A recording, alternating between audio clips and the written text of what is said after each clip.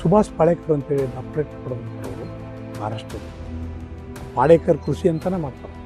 ಯಾವುದೇ ಗೊಬ್ಬರ ಹಾಕಲ್ಲ, ಯಾವುದೇ ಗೊಬ್ಬರ ಹಾಕಲ್ಲ. ನೀರು ಬೇಡ, ನೀರು ಬೇಡ, ತೋಟ ಮೇಂಟೈನ್ ಮಾಡ್ತಾರೆ. ನಿಮ್ದು ಯಾವುದೇ ಪ್ರಾಬ್ಲಮ್ ಇರಲಿ ರೈತ ಆತ್ಮಹತ್ಯೆ ಅಂತ ಹಾಕ್ಬಿಡ್ರಿ. ನಿಮ್ದು ಏನೇ ತೊಂದರೆ ಇದ್ರು ನಮ್ಗೆ ಸಂಪರ್ಕ ಮಾಡ್ರಿ. ನಿಮ್ ಜೊತೆಗೆ ರೈತ ಸಂಘಟನೆ ಇರ್ತೈತಿ. ನಿಮ್ ಪ್ರಾಬ್ಲಮ್ ಅನ್ನ ಸಾಲ್ವ್ ಮಾಡ್ತೇವೆ ನಾವು. ಗೊಂಜಾಳ ತಗರಿ 2400 ರೂಪಾಯಿ ರೇಟ್ ಫಿಕ್ಸ್ ಆಗೈತಿ. 2400 ರೂಪಾಯಿ ಒಳಗೆ ಎಲ್ಲಿ ಖರೀದಿ ಆಗಬಾರ್ದು. ಅಕಸ್ಮಾತ್ ಖರೀದಿ ಆದ್ರೆ ಅವನ ಮೇಲೆ ಕೇಸ್ ಹಾಕ್ತಾರೆ. ನೀವು ತಗಂದ್ರಿ ಅದು ಅಂದ್ರೆ ಮಾತ್ರ ನಡೆದೈತಿ. ಅದನ್ನ ಕಾನೂನಾತ್ಮಕ ರೂಪ ಕೊಡ್ರಿ ಅಂತೇಳಿ BK ಯೂದರ್ ಭಾರತೀಯ ಕಿಸಾನ್ ಯೂನಿಯನ್ ಮೋದಿ ವಿರುದ್ಧ 13 ತಿಂಗಳು ಸತತ ಹೋರಾಟ ಮಾಡಿದ. 3 ಕಾನೂನು ಬೇಡಾಗಿದ್ದು ತೆಗೆಯೋದ್ರ ಜೊತೆಗೆ MSPಗೆ ಕಾನೂನಾತ್ಮಕ ರೂಪ ಕೊಡ್ರಿ. ಈ ಕ್ಷಣಕ್ಕೂ ಆಗಲಿಲ್ಲ. ಮತ್ತೆ ಅವ್ರ ಭಾಷಣ ಬಿಗಿತಾರ 2022ಕ್ಕೆ ರೈತನ ಆದಾಯವನ್ನು ದ್ವಿಗುಣ ಮಾಡ್ತೀನಿ ಅಂತ. 22 26 ಬಂತೀಗ. ರೈತನ ಆದಾಯ ದ್ವಿಗುಣ ಆಗಿಲ್ಲ, ರೈತನ ಸಾಲ ದ್ವಿಗುಣ ಆಗೈತಿ. ನಾವು ಏನು ನೈಸರ್ಗಿಕವಾಗಿ ಸಾವಯವ ಯಾವುದೇ ಔಷಧ ಹೊಡಿತದಂಗೆ ಗೊಬ್ಬರ ಹಾಕದಂಗೆ ಏನು ಬೆಳಿತಾವಲ್ಲ ಅವೆಲ್ಲ ಕಾಯಿಪಲ್ಲೆ ಹಿಡಿದು ಕಾಳು ಕಡಿ ಹಿಡಿದು ಜ್ವಾಳದಿಂದ ಹಿಡಿದು ಎಲ್ಲವನ್ನೂ ನಾವೇ ನಮ್ಮ ಮಾರುಕಟ್ಟೆಗೆ ಮಾರೋ ಪ್ಲಾನ್ ಮಾಡೇವಿ. ಈಗ ಸ್ಟಾರ್ಟ್ ಮಾಡ್ತೇವೆ. ನೆಕ್ಸ್ಟ್ ಇಯರ್ಗೆ ಮುಟ್ತೇವೆ. ಈಗ ಆಲ್ರೆಡಿ ಬೆಂಗಳೂರಾಗ 1 ವರ್ಷದಿಂದ ನಡೆಸೇವಿ. ನಾವು ಅದರ ಸಕ್ಸಸ್ ಆಗೇವಿ. ಒಳ್ಳೆ ಈ ರೈತ ಸಂಘದಿಂದ ಹೋರಾಟ ಮಾಡೋ ಬದ್ಲಿ ಒಂದು ಅವ್ರ ತಿಳುವಳಿಕೆ ಕೊಡುವಂಥದ್ದು. ಈ ಮಳೆ ಈ ಟೈಮಿಗೆ ಬರ್ತೈತಿ, ಮುಂಗಾರು ಈ ಸ್ಟಾರ್ಟ್ ಆಗತ್ತೆ, ಹವಾಮಾನದ ಬಗ್ಗೆ ಒಂದು ಮಾಹಿತಿ ಕೊಡುವಂಥದ್ದು. ಮತ್ತೆ ಈ ಬೀಜ ತಗೋರಿ ಅಂತ ಒಂದು ರೆಕಮೆಂಡ್ ಮಾಡಿ. ಈಗ ಆಗ್ಲೇ ನಾವು ಆ ಕೆಲಸ ಮಾಡಕತ್ತೀವಿ. ಹೋದ್ ಸಲ ನಾವ್ ಯಾವಾಗ ಗೋವಿನ ಜೋಳದಾಗ 1500 ರೂಪಾಯಿ ಕ್ವಿಂಟಲ್ ಮಾರಿದ್ವಲ್ಲ, ಅವಾಗ ನಮಗೆ ಅರ್ಥ ಆಯ್ತು ನಾವು ಇದನ್ನ ಬೆಳೆನ ಕೈ ಬಿಡಬೇಕು. ಇದು ಒಂದೇ ಬೆಳೆಯಾಗಿರೋದ್ರಿಂದ ನಮಗೆ ಲಾಭ ಆಗಲ್ಲ ಅಂತೇಳಿ ಪಾಲೇಕರ್ ಕರೆಸಿ ನೈಸರ್ಗಿಕ ಕೃಷಿ ಬಗ್ಗೆ, ಸಾವಯವ ಕೃಷಿ ಬಗ್ಗೆ ಈಗಾಗಲೇ ಸಂಘಟನೆ ಬರೇ ಹೋರಾಟದ ಅಲ್ಲ, ರೈತರಿಗೆ ಜಾಗೃತಿ ಮೂಡಿಸುವಂತಹ ಕೆಲಸವನ್ನ ನಾವು ಯಾವ ಬೆಳೆ ಬೆಳಿಬೇಕು, ಪರ್ಯಾಯವಾಗಿ ನಾವು ಹೆಂಗ್ ನೈಸರ್ಗಿಕ ಕೃಷಿ ಹತ್ತ ಹೋಗ್ಬೇಕು, ಸಾವಯವ ಕೃಷಿ ಹೆಂಗ್ ಮಾಡ್ಬೇಕು, ಸಮಗ್ರ ಕೃಷಿ ಹೆಂಗ್ ಮಾಡ್ಬೇಕು ಅನ್ನೋದ್ರ ಬಗ್ಗೆ ಈಗಾಗಲೇ ನಾವು ರೈತರಿಗೆ ತಿಳುವಳಿಕೆ ಕೊಡಕತ್ತೀವಿ. ಹಾವೇರಿಯಾಗ ಅದೊಂದು ದೊಡ್ಡ ಕಾರ್ಯಕ್ರಮ ಮಾಡಿದ್ವಿ. ಪ್ರತಿ ತಾಲೂಕಾ ಹಂತದಾಗ ನಾವು 2 ತಿಂಗಳಿಗೆ ಒಂದೊಂದು ಸಣ್ಣ ಕಾರ್ಯಕ್ರಮ ಮಾಡಿ ಅವ್ರು ಮೂಡ್ಸಕತ್ತೀವಿ. ಸೊ ಒಟ್ಟಿಗೆ ಆಗಲ್ಲ, ಒಮ್ಮಿಗೆ ಆಗಲ್ಲ. ನಾವು ಕಾರ್ಯಕ್ರಮ ಮಾಡೋದಂದ್ರ ತಮ್ಮ ಕೆಲಸ ಕಾರ್ಯಗಳನ್ನು ಬಿಟ್ಟು ಬರ್ಬೇಕಲ್ಲ ರೈತ. ಸ್ವಲ್ಪ ಬರೋದು ಕಡಿಮೆ. ಇವ್ರೇನ್ ಹೇಳ್ತಾರ ಅಂದ್ರೆ ನಾವ್ ಯಾರೋ ಒಬ್ರು ತಜ್ಞರ್ ಕರೆಸಿ, ಸೈಂಟಿಸ್ಟ್ ಕರೆಸಿ ಅವರು ಮೂಡಿಸ್ಬೇಕು ಅಂತ ಹೊಂಟ್ರ ರೈತನು ಇನ್ನೂ ಪೂರ್ತಿ ಜಾಗೃತಿ ಆಗಿಲ್ಲ. ಜಾಗೃತಿ ಮೂಡಿಸುವಂತ ಕೆಲಸವನ್ನ ಅದಕ್ಕೆ ಮಾಡ್ತಾನೆ ಇದೇವಿ. ಸತತ ರೈತರನ್ನ ಜಾಗೃತಿ ಮಾಡಕ ಏನ್ ಬೇಕಲ್ಲ ಅವೆಲ್ಲ ಕೆಲಸಗಳನ್ನ ಈಗಾಗಲೇ ಪ್ರಾರಂಭ ಮಾಡೇವಿ. ಸುಮಾರು ಈಗ 1 ಹಂತ ಎಲ್ಲ ತಾಲೂಕಿನಾಗೂ ಮಾಡಿ ಮುಗಿಸೇವಿ. ಇಡೀ ಜಿಲ್ಲೆ ಒಳಗ ಒಂದು ದೊಡ್ಡ ಕಾರ್ಯಕ್ರಮ ಮಾಡಿ ಸುಭಾಷ್ ಪಾಳೇಕರ್ ಅಂತೇಳಿ ಡಾಕ್ಟರೇಟ್ ಪಡೆದಂಥವ್ರು ಮಹಾರಾಷ್ಟ್ರದ. ಪಾಳೇಕರ್ ಕೃಷಿ ಅಂತಾನೆ ಮಾಡ್ತಾರ. ಯಾವುದೇ ಗೊಬ್ಬರ ಹಾಕಲ್ಲ, ನೀರ್ ಬೇಡ, ತೋಟ ಮೇಂಟೈನ್ ಮಾಡ್ತಾರ. ನೀರ್ ಸಹಿತ ಬೇಡ. ಈಗ ರೈತರದ್ದು ನೀರಿದ್ರೆ ಮುಂದ ಅನ್ನೋಷ್ಟು ಪರಿಕಲ್ಪನೆ ನಾವಾಗೇವಿ. ಅದು ಇಲ್ಲನೇ ಮಾಡಿ ತೋರಿಸ್ತಾರ ಅವ್ರು. ಸೊ ಅವ್ರ ಕೂಟ ನಾವು ಟ್ರೈನ್ ಅಪ್ ಮಾಡೇವಿ. ಅವ್ರು ಮಾಡಿದ ಪ್ಲಾಟ್ ನೋಡಿ ಬಂದವಿ. ಆ ಕೃಷಿಯನ್ನ, ಪಾಳೇಕರ್ ಕೃಷಿಯನ್ನ ನಮ್ಮ ರೈತರಿಗೆ ಅಲ್ಲೊಬ್ರಿಗೆ ಹಾಲ ಅಳವಡಿಸ್ಕೊಂಡಾರ. ನಮ್ಮೂರಾಗ 2-3 ಈಗ ಆಲ್ರೆಡಿ ಅದನ್ನ ಮಾಡಾಕತ್ತಾರ. ಏನಿದೆ ಪಾಳೇಕರ್ ಕೃಷಿ ಅಂದ್ರೆ ಏನು? ಅದೇ ನಾ ಹೇಳಿದಲ್ಲ, ಗೊಬ್ಬರ ಯಾವುದೇ ಕಾರಣಕ್ಕೂ ಯಾವುದೇ ಸರ್ಕಾರಿ ಗೊಬ್ಬರವನ್ನ ಯೂಸ್ ಮಾಡಲ್ಲ. ಸಾವಯವ ನೀರು ಎಲ್ಲ ಏನು ನಾವು ಹಿಂಗ ಸಗಣಿ ಗೊಬ್ಬರ ಮೇಲೆ ಕಲ್ಟಿವೇಶನ್ ಮಾಡಲ್ಲ.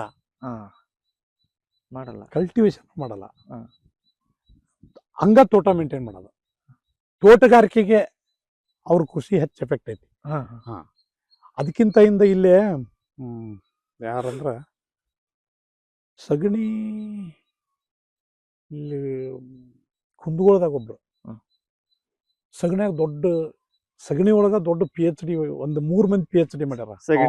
ಅವನ್ ಇದ್ರ ಮೇಲೆ ಅವ್ನ್ ಕರ್ಸಿದ್ವಿ. ಸಗಣಿ ಒಳಗೆ ಏನೇನು ತಯಾರಾಗ ಅವ ಆ ಸಗಣಿ ಒಳಗೆ ಎಷ್ಟು ಅದನ್ನ ಸಂರಕ್ಷಣೆ ಮಾಡ್ತಾನ್ರಿ. ಅದನ್ನ ಹಂಗ ಸುಮ್ಮನೆ ಈಗ ನಾವು ತಿಪ್ಪಿ ಹೋಗ್ತೇವೆ, ಅವ ಅದನ್ನ ತಟ್ಟಿ ರೆಡಿ ಮಾಡಿ ಕುಳ್ಳು ಮಾಡ್ತಿದ್ವಲ್ಲ ಮೊದಲೆಲ್ಲ, ಆ ಟೈಪ್ ಎಲ್ಲ ರೆಡಿ ಮಾಡಿಟ್ಟು ಅದನ್ನ ಮತ್ತೆ ಪೌಡರ್ ಮಾಡಿ ನಾವು ಇದ್ರ ಬಿತ್ತಬಹುದು, ಕೂರ್ಗ್ಯಾಗ ಬಿತ್ತಬಹುದು. ಹಂಗ ಗೊಬ್ಬರ ರೆಡಿ ಮಾಡಿ ತೋರಿಸಿದವ, ಅವ ತಗೊಂಬಂದದ್ ನಾವು ರೆಡಿ ಮಾಡಿದ್ವು. ಅದು ಒಂದ್ ದಿವಸದ ಕಾರ್ಯಾಗಾರ ಮಾಡಿದ್ವಿ. ಎಷ್ಟು ಸಾಧ್ಯ ಐತಲ್ಲ ಅಷ್ಟನ್ನ ರೈತರನ್ನ ನೈಸರ್ಗಿಕ ಮತ್ತು ಸಾವಯವ ಕೃಷಿ ಕಡೆಗೆ ನಾವು ಜಗ್ಗಾಕತ್ತೀವಿ, ತಗೊಂಡು ಹೋಗ್ಬೇಕಂತ ಪ್ರಯತ್ನ ನಡೆದೈತಿ. ಇಲ್ಲ ಅಂದ್ರ ನಾವು ಈ ಸರ್ಕಾರಿ ಗೊಬ್ಬರ ಮತ್ತು ಅವ್ರು ಕೊಡಂತ ಹೈಬ್ರಿಡ್ ಬೀಜದ ಮೇಲೆ ಈ ಮಲ್ಟಿನ್ಯಾಷನಲ್ ಕಂಪನಿ ಇದ್ರಲ್ಲಿ ನಾವು ಸಿಕ್ಕಂದು ನಾವು ಸಾಯಕತ್ತೇವೆ. ನಮ್ಮ ಆತ್ಮಹತ್ಯೆಗಳು ಹೆಚ್ಚಾಕತ್ತೇವೆ. ಅದ್ರಾಗೂ ಹಾವೇರಿಗೆ ಅದು ಒಂದು ಅಸಹ್ಯ.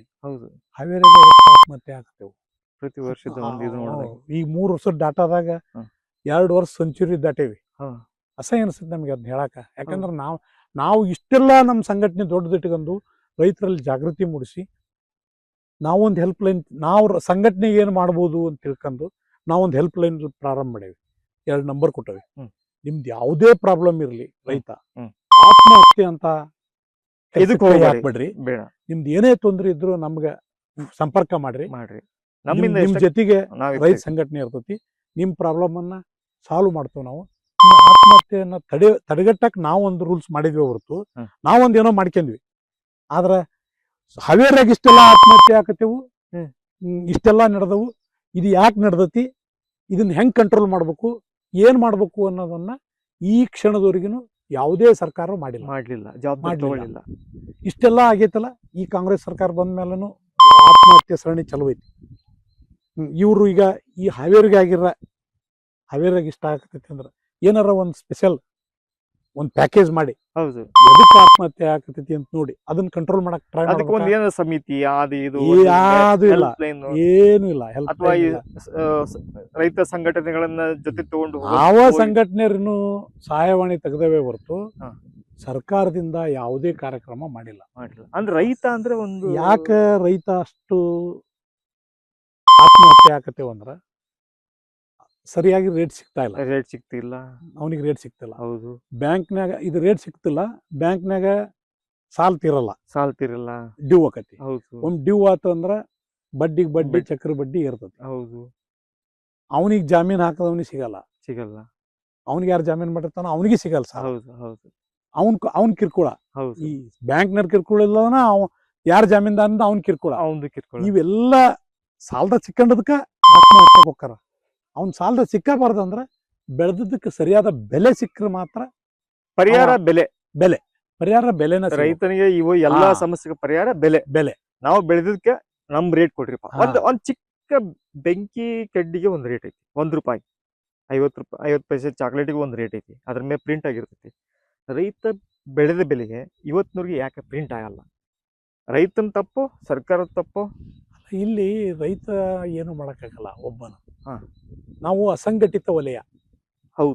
ಸಂಘಟಿತ ವಲಯ ಅಲ್ಲ. ನನ್ನ ಅಡಚಣೆಗೆ ನಾ ಮಾಡಿರ್ತೀನಿ. ನಾನೆಲ್ಲೋ ಸಾಲ ತಂದಿರ್ತಾನೆ, ತೀರ್ಸ್ಬೇಕಾಗಿರ್ತದೆ. ಬಾಯಿಗೆ ಬಂದ್ರೆ ಮಾರಿಬಿಡ್ತಾನೆ. ನಮ್ಮ ಹೋರಾಟನೂ ಅದೇ. ನೀವೇನು MSP ಅಂತಿರಲ್ಲ, ಆ MSPಗೆ ಕಾನೂನಾತ್ಮಕ ರೂಪ ಕೊಡ್ರಿ. ಕಾನೂನಾತ್ಮಕ ಅಂದ್ರೆ ಹೆಂಗ? ಒಂದ್ ರೇಟ್ ಏನೋ ಫಿಕ್ಸ್ ಮಾಡ್ತಾರೆ ಇವ್ರು. ಈಗ ಮಾಡ್ತಾ ಇರೋದು ತಪ್ಪೈತಿ, ಕಡಿಮೆ ಮಾಡ್ತಾರ ಅನ್ನೋದು ಒಂದ್ ಕಡೆ ಬಿಟ್ಬಿಡೋಣ. ಒಂದ್ ರೇಟ್ ಫಿಕ್ಸ್ ಮಾಡಿದ ಮೇಲೆ ಆ ರೇಟ್ಗಿಂತ ಕಡಿಮೆ ಯಾರು ಖರೀದಿ ಮಾಡಬಾರ್ದು. ಯಾರೇ ಖರೀದಿ ಆ ರೇಟ್ ಕೆಳಗೆ ಹೋಗ್ಬಾರ್ದು. ಅದ್ರ ಮ್ಯಾಲ ತಗೊಳ್ಳಿ. ಅದಕ್ಕಿಂತ ಕೆಳಗೆ ಸರ್ಕಾರ ₹1,000 ಒಂದ್ ಕ್ವಿಂಟಲ್ ಅಂತ ಎಕ್ಸಾಂಪಲ್ ತಗೋರಿ. ₹2,400 ರೇಟ್ ಫಿಕ್ಸ್ ಆಗೈತಿ. ₹2,400 ಒಳಗೆ ಎಲ್ಲಿ ಖರೀದಿ ಆಗಬಾರ್ದು. ಅಕಸ್ಮಾತ್ ಖರೀದಿ ಆದ್ರೆ ಅವನ ಮೇಲೆ ಕೇಸ್ ಹಾಕ್ಬೇಕು. ನೀವು ತಗಂದ್ರಿ ಅಂದ್ರೆ ಮಾತ್ರ ನಡಿತೈತಿ. ಅದನ್ನ ಕಾನೂನಾತ್ಮಕ ರೂಪ ಕೊಡ್ರಿ ಅಂತೇಳಿ BK ಯೂದರ್, ಭಾರತೀಯ ಕಿಸಾನ್ ಯೂನಿಯನ್ ದವರು ಮೋದಿ ವಿರುದ್ಧ 13 ತಿಂಗಳು ಸತತ ಹೋರಾಟ ಮಾಡಿದ್ರು. 3 ಕಾನೂನು ಬೇಡಾಗಿದ್ದು ತೆಗೆಯೋದ್ರ ಜೊತೆಗೆ MSPಗೆ ಕಾನೂನಾತ್ಮಕ ರೂಪ ಕೊಡ್ರಿ ಅಂತ. ಈ ಕ್ಷಣಕ್ಕೂ ಆಗ್ಲಿಲ್ಲ. ಅವ್ರು ಕುಂತ ಜಾಗಕ್ಕೂ ಮೋದಿಗೂ ಒಂದು 10-12 ಕಿಲೋಮೀಟರ್.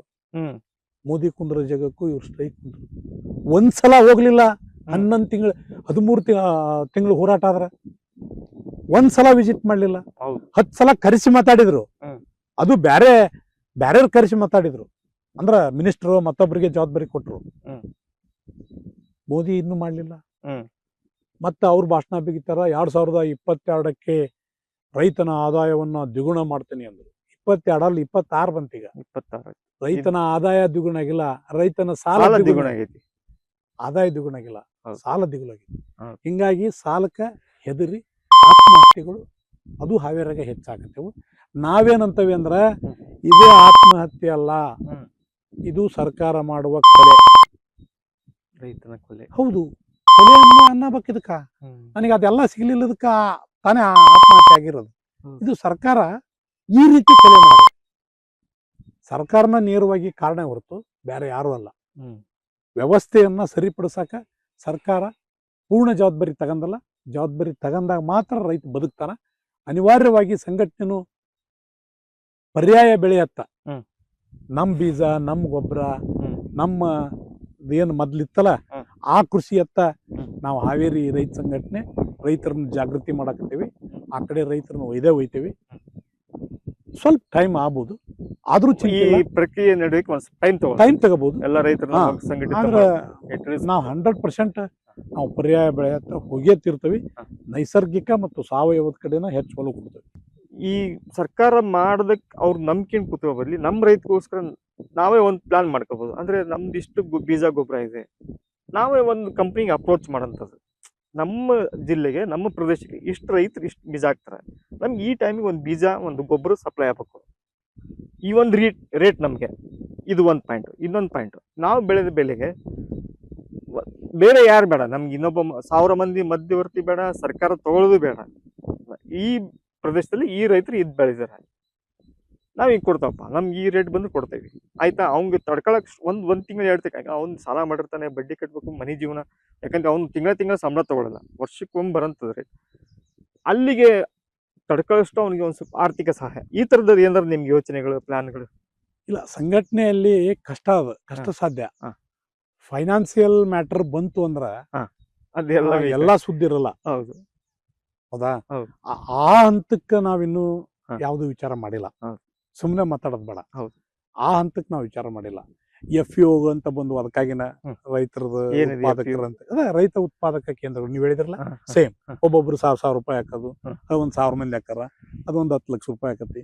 ಸರ್ಕಾರ ಒಂದ್ 30 ಲಕ್ಷ ಕೊಡ್ತತಿ. 40 ಲಕ್ಷದಾಗ FPO ಸ್ಟಾರ್ಟ್ ಮಾಡ್ತಾರ. ಮಾಡಿ ಈ ನೀವೇನ್ ಕಾನ್ಸೆಪ್ಟ್ ಹೇಳಿದ್ರಲ್ಲ ಅದ್ ಮಾಡಕ್ಕಾಗಿನ ಮಾಡ್ಯಾರ. ಬಟ್ ಯಾವ ಚಾಲ್ತಿ ಇಲ್ಲ. ಒಂದ್ 4 ಬಳ್ಳಿ ಮೇಲೆ ಎಣ್ಸಷ್ಟು 2-3 ಅವರು ಗೊಬ್ಬರ ಬೀಜ ಮಾರಕ್ ಅಂಗಡಿ ಮಾಡ್ಕೊಂಡ್ ಕುಂತಾರ. FPO ಹೆಸರು ಬೋರ್ಡ್ಗೆ ಹಾಕ್ಯಂದು, FPO ಅಂತ ಹೆಸರು ಹಾಕ್ಯಂದು, ಬಟ್ ಅವ್ರು ಗೊಬ್ಬರ ಬೀಜ ಮಾರಕ್ ಅವ್ರ ಒಂದ್ ಅಂಗಡಿ ಮಾಡ್ಕೊಂಡಾರ ಅಷ್ಟೇ. ತಾಡ್ಪಲ್ಲು ಮತ್ತೇನೋ ಬೇಕಾ ಇಂಥವಷ್ಟ.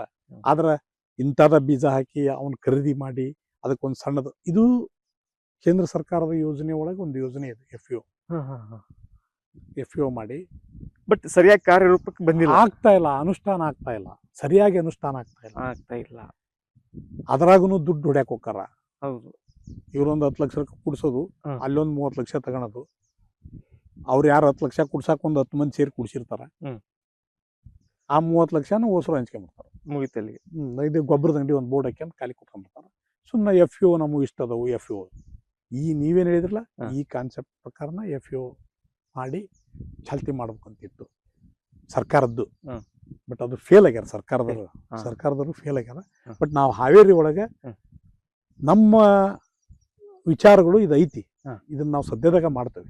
ನಿಮಗೆ ಎಕ್ಸಾಂಪಲ್ ಹೇಳ್ಬೇಕಂದ್ರ, ನಮ್ಮ ಬೆಳೆ, ನಮ್ಮ ಬೆಲೆ, ನಮ್ಮ ಮಾರುಕಟ್ಟೆ ಅಂತ ಕಾನ್ಸೆಪ್ಟ್ ಇಟ್ಕೊಂಡು, ನಮ್ಮ ಬೆಲೆ, ನಮ್ಮ ಬೆಳೆ, ನಮ್ಮ ಮಾರುಕಟ್ಟೆ. ಹೌದು, ನನ್ನ ಹಕ್ಕು, ನಾನು ಬೆಳೆಯಪ್ಪ, ನನ್ನ ಹಕ್ಕು.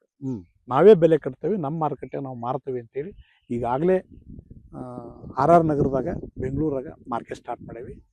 ವಾರದಾಗ 1 ದಿವಸ ಅಲ್ಲೇ ಸಂತಿ ಮಾಡ್ತೇವೆ.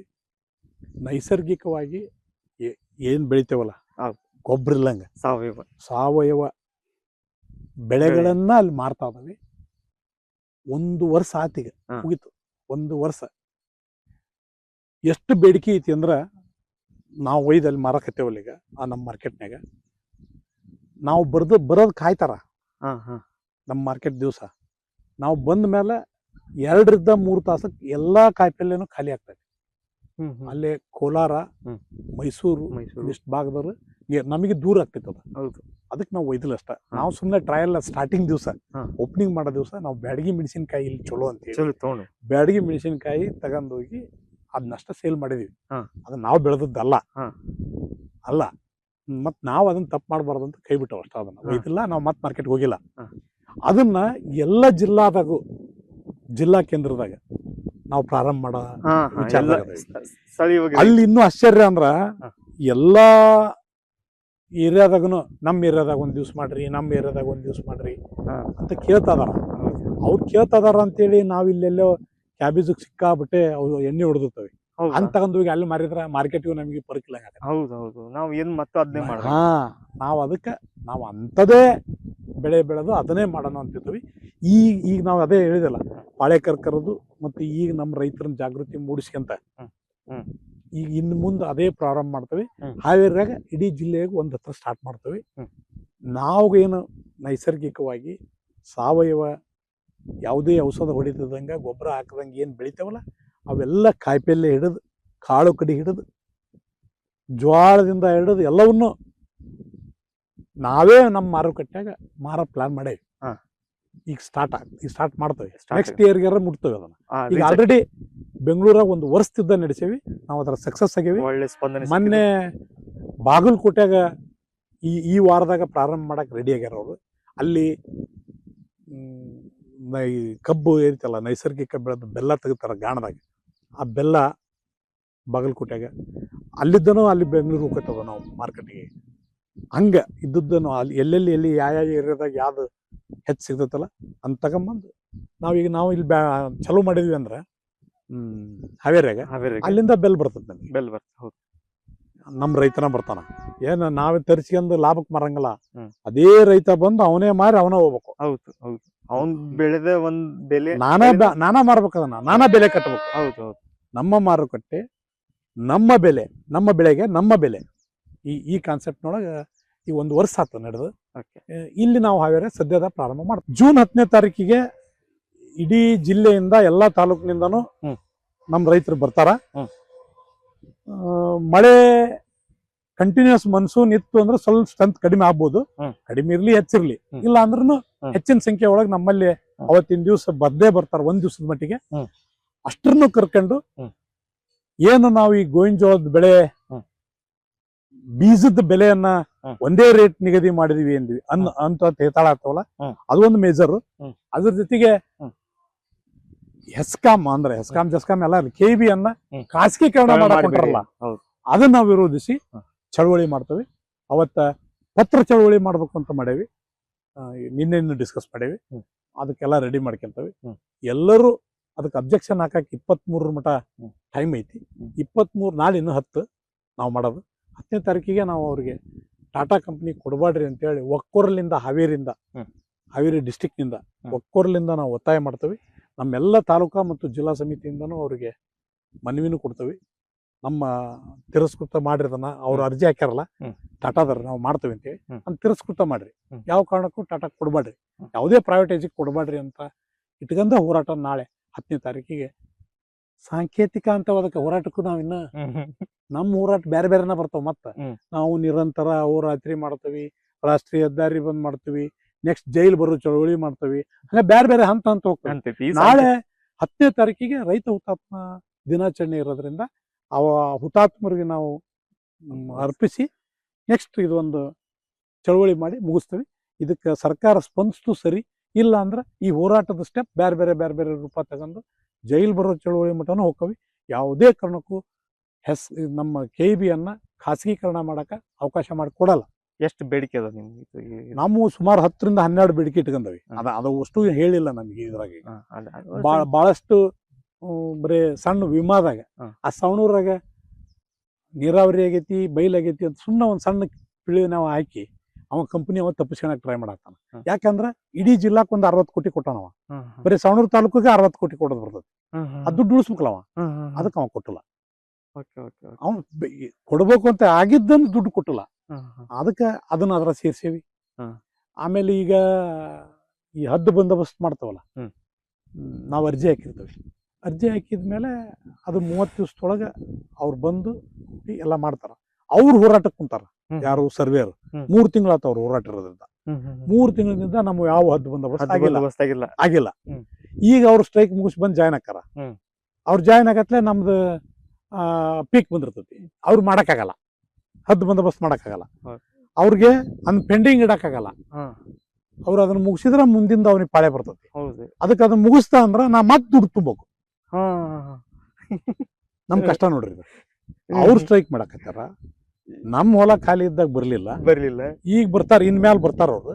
ನಮ್ ಹೊಲದಾಗ ಪೀಕ್ ಇರ್ತೈತಿ. ಅವಾಗ ಅವ್ರು ಅಳತಿ ಮಾಡಕ್ ಬರಲ್ಲ. ಅಳತಿ ಮಾಡಕ್ ಬರಲ್ಲ ಅಂದ್ರ ಅವಾಗ ಖಾಲಿ ಪೆಂಡಿಂಗ್ ಇಟ್ಕೊಂಡ್ ಕುಂದ್ರಕ್ ಬರಲ್ಲ. ಯಾಕಂದ್ರೆ ಈಗ ಎಲ್ಲಾ ಕಂಪ್ಯೂಟರ್ ಇವ್ರಿಗೆ ಕೊಡ್ತತಿ. ಇವ್ರದೇನ್ ಸ್ವಂತಿಕಿಲ್ಲ, ಕಂಪ್ಯೂಟರ್ ಹೇಳ್ದಂಗೆ ಕೇಳೋರು ಇವ್ರಟ. ಅದು ಕಂಪ್ಯೂಟರ್ಗೆ ತುಂಬಿಟ್ಟಿರ್ತಾರ ಹಿಂಗ ಅಂತೇಳಿ. ಇವ್ರು ಈಗ ಅದನ್ನ ಅರ್ಜಿ ವಿಲೇವರಿ ಮಾಡ್ಲಿಲ್ಲ ಅಂದ್ರ ನೆಕ್ಸ್ಟ್ ಇವನಿಗೆ ಬೇರೆ ಬರಲ್ಲ. ಅದಕ್ಕೆ ಪೆಂಡಿಂಗ್ ಇಡಂಗಲ್ಲ, ಮುಗಿಸ್ಬಿಡ್ತಾರ.